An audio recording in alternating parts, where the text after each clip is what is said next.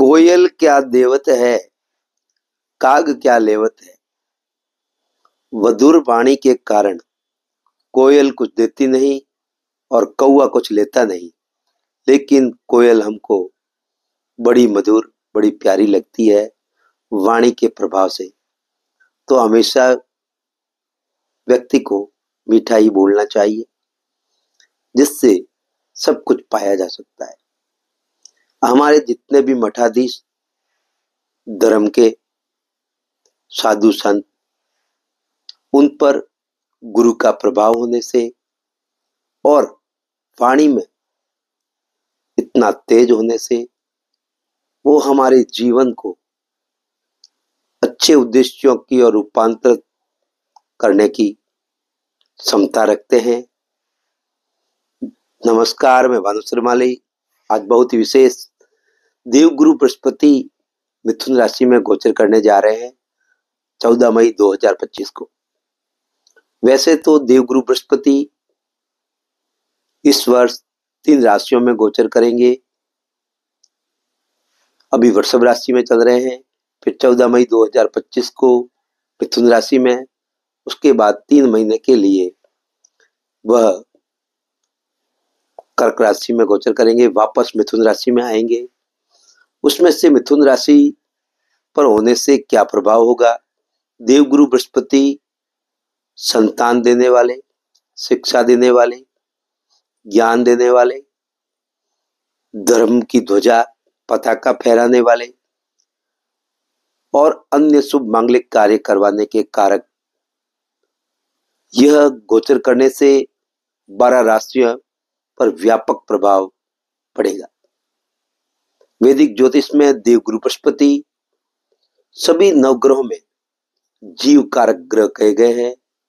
यह देवताओं के गुरु भी है, इसलिए गुरु प्रधान जातक बेहद सफल और सलाहकार साबित होते हैं। बृहस्पति वर्तमान में वृषभ राशि में गोचर कर रहे हैं, वहीं साल 2025 में इनका गोचर मिथुन राशि में होने जा रहा है। 14 मई 2025 को गुरु मिथुन राशि में प्रवेश करने से बृहस्पति के इस गोचर का सभी 12 राशियों पर व्यापक रूप से प्रभाव होगा। यह बहुत ही विशेष सभी राशियों का राशिफल लेकर के आपके सम्मुख उपस्थित हूं। मेष राशि के जातकों के लिए देवगुरु बृहस्पति नवम और द्वादश भाव के स्वामी होते हैं। नवम भाव त्रिकोण के स्वामी हमेशा ही शुभ परिणाम देते हैं। द्वादश भाव के स्वामी कुछ दिक्कतें देते हैं। अब देवगुरु बृहस्पति का गोचर आपके तृतीय भाव में होगा। इस भाव से व्यक्ति के साहस और पराक्रम का विचार किया जाता है। साथ ही लेखन और यात्राओं का भी विचार इसी भाव से किया जाता है। मेष राशि के जातकों के लिए देवगुरु बृहस्पति इस भाव में विराजमान होकर के सप्तम, नवम और एकादश भाव पर अपनी अमृत तुल्य दृष्टि बनाएंगे। मेष राशि के जातकों के लिए गुरु का यह राशि परिवर्तन बहुत ही शुभ होगा। आपको यात्राओं से फायदा होगा। जिनका विवाह नहीं हुआ है उनका विवाह तय हो सकता है। साझेदारी में कोई नया काम शुरू हो सकता है। भाग्य में वृद्धि होगी। आपको अपने व्यापार में अच्छा मुनाफा होगा। जो अविवाहित है विवाह के योग बन सकते हैं। साझेदारी में लाभ हो सकता है। भाग्य की वृद्धि होगी और लाभ की स्थितियां अच्छी बनेगी। आपके बड़े भाई बहन और मित्रों का सहयोग मिलेगा। देवगुरु बृहस्पति आपके कर्म के क्षेत्र में एक नई ऊर्जा देंगे। जोश के साथ आप कार्य में संलग्न हो जाएंगे। अब मैं वृषभ राशि के जातकों के लिए देवगुरु बृहस्पति आपके अष्टम और एकादश भाव के स्वामी, तो इन भाव के स्वामी को शुभ नहीं माना गया, लेकिन अब ये देवगुरु बृहस्पति का गोचर आपके द्वितीय भाव में होने से जा रहा है, जिससे कुछ राहत आपको मिलेगी। इस भाव से व्यक्ति की वाणी, कुटुंब, संचित धन का विचार किया जाता है। इस भाव में विराजमान बृहस्पति की दृष्टि आपके छठे भाव, अष्टम भाव और दशम भाव पर जा रही है, जिससे बृहस्पति का यह गोचर आपको पैतृक संपत्ति में फायदा दे सकता है। आपको अपने पिता के व्यवसाय से लाभ हो सकता है। जो आप पैतृक संपत्ति से पैतृक कार्य कर रहे हैं, पूर्वजों का कार्य, वहां आपको लाभ हो सकता है। आपके शत्रु आप परास्त होंगे। आपका स्थान परिवर्तन होने की स्थिति है। यहाँ खास तौर से आपको ज्योतिष तंत्र मंत्र में रुचि बढ़ेगी। मंत्र सिद्धि का समय है। इसके अलावा कार्य क्षेत्र में आपको अच्छी तरक्की प्राप्त होगी। यहाँ पर महत्वपूर्ण बन जाता है, आप कोई साधना करना चाहते हैं तो यहाँ साधनाएं आपकी सफल होने की स्थिति में रहेगी। आपकी रुचि अवश्य बढ़ेगी। चाहे तो आप सीखने का प्रयास करेंगे, चाहे आप उन ज्योतिषियों के पास जाने की स्थिति आपकी रहेगी। अब मिथुन राशि वालों की जातकों की बात करूं तो मिथुन राशि के जातकों के लिए देवगुरु बृहस्पति सप्तम और दसम भाव के स्वामी होते हैं और बृहस्पति का गोचर आपके लगन में होने जा रहा है। इस भाव से व्यक्ति के व्यक्तित्व और सेहत का विचार किया जाता है। इस भाव में विराजमान बृहस्पति की दृष्टि आपके पंचम, सप्तम और भाग्य स्थान पे हो रही, जो बहुत ही खास है। मिथुन राशि के जातकों के लिए गुरु का यह गोचर किसी वरदान से कम साबित नहीं होगा। इस समय आपके सभी अटके हुए काम पूरे हो सकते हैं। संतान पक्ष की ओर से आपको अच्छी खबर प्राप्त हो सकती है। जो जातक पढ़ाई लिखाई से भी फायदा ले सकते हैं, जो पढ़ाई में संलग्न है, आपको व्यापार में आपको अच्छा मुनाफा प्राप्त होगा। पत्नी की सेहत अच्छी हो जाएगी। आपके पति की तरक्की होगी। धार्मिक स्थलों की यात्रा होगी। आप बाहर घूमने के लिए जा सकते हैं। कुल मिलाकर कहूं तो यहाँ स्थिति आपके लिए अच्छी बन रही है, लेकिन ज्योतिषियों का ऐसा मानना है कि जब लगन में गुरु होता है तो कुंडली के 100 दोष दूर हो जाते हैं। लेकिन मेरा एक अनुभव है, यहाँ पर लगन में गुरु होने से आदमी ओवर कॉन्फिडेंस हो जाता है, जो यहाँ घातक है। अपने आप को बड़ा ज्ञानी समझ लेता है, तो यहाँ पर वो स्थिति खराब हो जाती है। लेकिन यहाँ पर आप संतान प्राप्ति की इच्छा करते हैं, संतान प्राप्ति की इच्छा यहाँ सफलता देगी, क्योंकि देवगुरु बृहस्पति की पंचम दृष्टि आपके पंचम भाव पर है लगन से, और फिर उसकी सप्तम दृष्टि अविवाहित है तो विवाह के योग बन सकते हैं। जो विवाह में कोई दाम्पत्य जीवन में कोई कड़वाहट है तो वो दूर हो सकती है, और भाग्य का सहयोग पूर्णता से मिलेगा। कुल मिलाकर यहाँ अच्छे रिजल्ट तो मिलने हैं, लेकिन यह ओवर कॉन्फिडेंस रखना घातक हो सकता है। अपने आप को ज्यादा ज्ञानी, हाँ आपका ज्ञान नो डाउट अच्छा रहेगा, लेकिन दूसरे की बात सुनना भी आपको चाहिए। अब कर्क राशि की जातकों के लिए बात करूं मैं तो देवगुरु बृहस्पति आपके छठे और भाग्य स्थान के स्वामी है। जहां त्रिकोण के स्वामी होते हैं उनका रिजल्ट अच्छा मिलता है, उनकी दशाएं अच्छी जाती है। और बृहस्पति का गोचर आपके द्वादश भाव में होने से इस भाव से व्यक्ति की विदेश यात्राएं, खर्च, आध्यात्मिक उन्नति, द्वादश भाव में होने से आध्यात्मिक उन्नति का विचार किया जाता है। इस भाव में विराजमान बृहस्पति की दृष्टि आपके चौथे भाव, आपके छठे भाव और आपके अष्टम भाव पर जा रही है। बृहस्पति के इस भाव में गोचर के कारण आपके खर्चे बढ़ सकते हैं। हालांकि आपको विदेशी यात्राओं से लाभ भी होगा। अपनी नौकरी में आपका प्रमोशन हो सकता है। कुछ मानसिक कष्ट का कारण यह बृहस्पति आपके लिए बन सकता है। पारिवारिक तनाव को लेकर आप परेशानी हो सकती है। सेहत का ख्याल रखना होगा। सावधानी से आपको ड्राइविंग करना चाहिए। पैतृक संपत्ति से भी लाभ होगा। फिर भी एक विशेष तौर से एक बात कहूंगा मैं, देवगुरु बृहस्पति अगर आपकी कुंडली में अच्छी स्थिति में है तो आपके घर में मांगलिक कार्य अच्छे होंगे।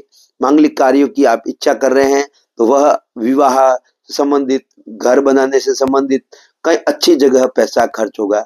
और जो महिला जातक है उनके स्वास्थ्य संबंधित प्रॉब्लम आ सकती है। आपके पैसे अगर बेकार खर्च होते हैं तो गुरु के उपाय आपको अवश्य करना चाहिए। मैं अंतिम कार्यक्रम के अंत में आपको ये बताऊंगा गुरु के उपाय, देवगुरु बृहस्पति के। अब सिंह राशि के जातकों के लिए बात करूं तो इनके लिए बृहस्पति आपके पंचम और अष्टम भाव के स्वामी होते हैं। तो त्रिकोण के स्वामी मैंने कहा शुभ रिजल्ट देते हैं। अब बृहस्पति का गोचर आपके एकादश भाव यानी कि लाभ स्थान में होने से जा रहा है। इस भाव से व्यक्ति की इच्छा पूर्ति का विचार किया जाता है। मित्र और भाइयों से होने वाले फायदों का भी इस भाव से विचार किया जाता है। इस भाव में विराजमान बृहस्पति की दृष्टि आपके तृतीय भाव, आपके पंचम भाव और आपके सप्तम भाव पर जा रही है। सिंह राशि के जातकों के लिए गुरु का गोचर बहुत ही अच्छा रहेगा। कार्यस्थल पर परिस्थिति आपके अनुकूल रहेगी।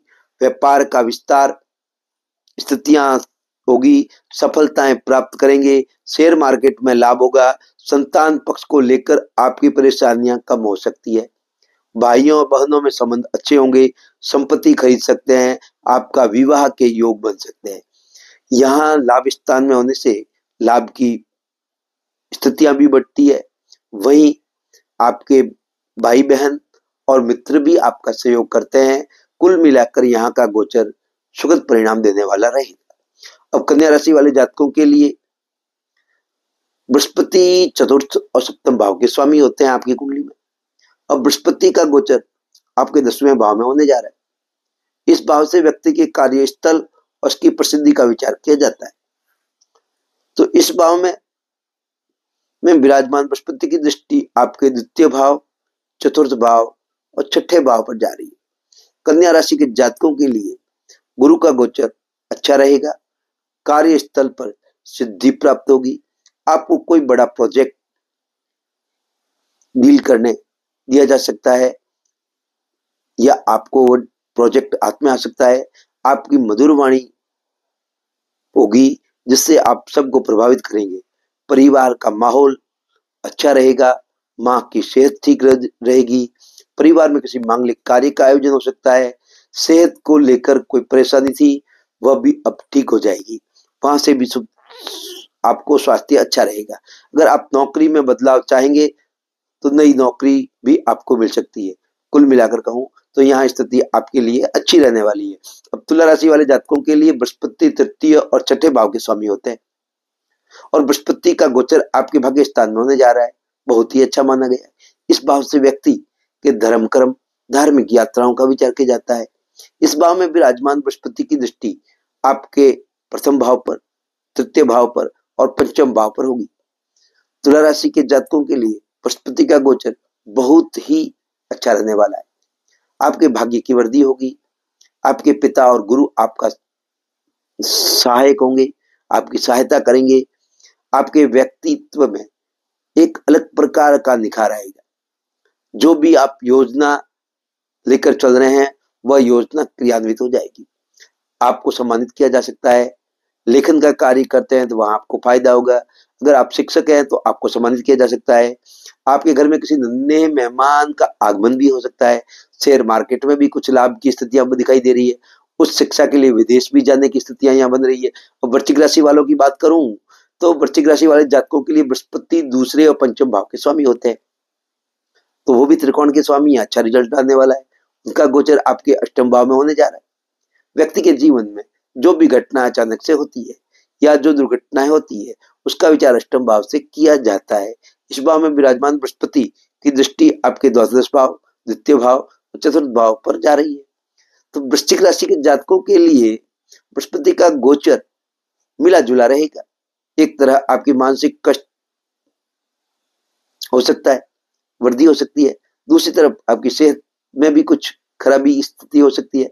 अपनी सेहत का ध्यान रखना चाहिए। अपने पैसों को संभल कर रखना चाहिए। अत्यधिक खर्च ना करें। कड़वे वचनों का प्रयोग ना करें। हालांकि इस बृहस्पति के गोचर के कारण आपको पैतृक संपत्ति में जरूर मुनाफा हो सकता है, फायदा हो सकता है। अब धनु राशि वाले जातकों के लिए बृहस्पति प्रथम भाव, चतुर्थ भाव के स्वामी होते हैं। आपके लगन के और सुखेश के, और बृहस्पति का गोचर आपके सप्तम भाव में होने जा रहा है। लगन का स्वामी जहां भी जाता है नो डाउट उस भाव की वृद्धि करता है। तो इस भाव में जीवन साथी साझेदारी का विचार किया जाता है। इस भाव में विराजमान बृहस्पति की दृष्टि आपके एकादश भाव, प्रथम भाव और तृतीय भाव पर होगी। धनु राशि के जातकों के लिए गुरु का यह गोचर अच्छा ही रहने वाला है। अगर आपका विवाह नहीं हो रहा है तो विवाह हो सकता है। विवाह के लिए आपको प्रस्ताव अवश्य आएंगे। इसके अलावा मित्रों से कोई बड़ा फायदा आपको हो सकता है। यात्राएं हो सकती है। यात्राओं से आप बहुत कुछ सीखने को प्राप्त हो सकता है। शिक्षक या कर्म कांड का काम करते हैं तो बृहस्पति आपके लिए मददगार साबित होंगे। स्वास्थ्य से जुड़ी कोई परेशानी अगर हो रही है तो वह भी अब दूर हो जाएगी। लाभ की स्थितियां अच्छी बनेगी। आपके जो योजनाएं बना रहे हैं उन योजनाओं को सक्सेसता मिलने की पूर्ण संभावनाएं हैं। आपकी मेहनत में नई ऊर्जा दिखाई देगी। वहीं आपके भाई बहन और मित्र आपका सहयोग करेंगे और अविवाहित है उनके विवाह के योग प्रबल बनेंगे। इसलिए यह प्रयास आपको करना चाहिए। अगर विवाह की इच्छा करने वाले व्यक्ति हैं उनके लिए, जातकों के लिए, चाहे वह जातिका है या जातक है। अब मकर राशि वाले जातकों के लिए बृहस्पति का द्वादश भाव और तृतीय भाव के स्वामी होते हैं और अब बृहस्पति का गोचर आपके छठे भाव में होने जा रहा है। इस भाव से व्यक्ति के छठे भाव से रोग, ऋण और शत्रु का विचार किया जाता है। इस भाव में विराजमान बृहस्पति की दृष्टि आपके दशम भाव, आपके द्वादश भाव, आपके द्वितीय भाव पर जा रही है। छठे भाव में गुरु का गोचर कुछ तकलीफ आपको दे सकता है। इस समय आपके गुप्त शत्रु आपको परेशान कर सकते हैं। स्वास्थ्य का ख्याल रखना चाहिए। कार्यस्थल पर आप जिस तरक्की की उम्मीद कर रहे हैं, फिलहाल वहां कुछ अड़चनों को देखने को मिल सकती है। अगर आप विदेश जाकर व्यापार करना चाहते हैं या पढ़ाई करना चाहते हैं तो ये आपके लिए समय बहुत ही अच्छा है। परिवार के सदस्यों के साथ कुछ मतभेद भी हो सकते हैं। वाणी में संयम रखें। मैंने पहले ही कहा था कोयल कुछ न देवत है, तो कोयल वाली बात यहाँ साबित होगी। आपको अपनी वाणी पर कंट्रोल करना अवश्य चाहिए। अब कुंभ राशि वाले जातकों के लिए देवगुरु बृहस्पति आपके एकादश और द्वितीय भाव के स्वामी होते हैं और अब देवगुरु बृहस्पति का गोचर आपके पंचम भाव से होने जा रहा है। इस भाव से संतान, शिक्षा, बुद्धि और प्रेम आदि का विचार किया जाता है। इस भाव में विराजमान बृहस्पति की दृष्टि आपके भाग्य स्थान पर होगी, एकादश भाव पर भी होगी, प्रथम भाव पर भी होगी। कुछ राशियों के जातकों, कुंभ राशि के जातकों के लिए बृहस्पति का यह गोचर किसी वरदान से कम नहीं है। आपको इस समय बहुत बड़ा फायदा हो सकता है। आपका भाग्य आपका भरपूर साथ देगा। धार्मिक यात्राएं होगी, धर्म कर्म में आपकी रुचि बढ़ेगी, मित्र और भाइयों से सहयोग प्राप्त होगा। आपको प्रतिष्ठित व्यक्तियों के साथ सम्मानित भी किया जा सकता है। अब मीन राशि वाले जातकों की बात करूं तो जातकों के लिए देवगुरु बृहस्पति आपके प्रथम और दशम भाव के स्वामी होते हैं और अब आपका गुरु का गोचर आपके चतुर्थ भाव में होने जा रहा है। इस भाव से व्यक्ति के मानसिक सुख, माँ का विचार किया जाता है, संपत्ति का भी विचार किया जाता है, इसी भाव से किया जाता है। इस भाव में विराजमान गुरु की दृष्टि आपके अष्टम भाव, दशम भाव और द्वादश भाव पर जा रही है। मीन राशि के जातकों के लिए गुरु का गोचर कुछ मानसिक कष्ट का कारण बन सकता है। आप अपनी माँ की सेहत को लेकर परेशान रहेंगे। परिवार में विवाद हो सकता है, आपको चोट लग सकती है। इसके अलावा आपके पुराने कर्ज को लेकर बेहद परेशान हो सकते हैं। यात्राएं होगी, लेकिन उन यात्राओं से आपको थकान होगी। विदेश में जाकर के आपको कुछ लाभ हो सकता है। आप पैसों का सदुपयोग करें, सही तरीके से उनको इन्वेस्ट करें। कुल मिलाकर कहूं तो यहाँ चतुर्थ गोचर थोड़ा सी कष्टकारी होता है, तो गुरु का उपाय अवश्य करना चाहिए। सभी राशियों वालों के लिए गुरु का उपाय बताने जा रहा हूं।